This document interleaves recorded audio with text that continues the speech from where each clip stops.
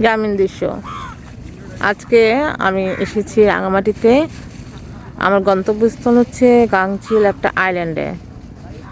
তো যাওয়ার পথে আমরা বাজারে এসেছি এবং বাজারে এসে এরকম আশেপাশের দৃশ্যগুলো দেখতে পাচ্ছি, তাই ভাবলাম আপনাদের সঙ্গে শেয়ার করি।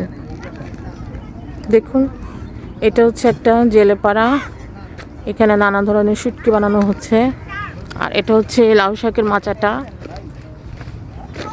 আমি আপনাদেরকে শুটকি দেখাতে নিয়ে যাই। এই তো এখানে রোদে শুকানো হচ্ছে। আর গ্রামের একটা ঐতিহ্য হচ্ছে কি কাঁথা সেলাই করা। আপুটা কাঁথা সেলাই করছে। এই যে আমার চারপাশে শুধু শুটকি আর শুটকি। এগুলা হচ্ছে আমি যতটুকু চিনতে পেরেছি চাপা শুটকি। ওটা চিংড়ি মাছের।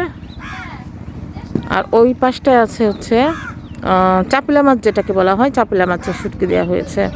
আর আমার টিমের লোকজন সবাই যে ওইখানে দরাদরি করছে, তারা কিনবে। আমরা টোটাল 9 জনের একটা গ্রুপ এসেছি। পেছনে সবাই আমার টুরমেট। ওই যে ফজদে আপু, এটা মুন্নি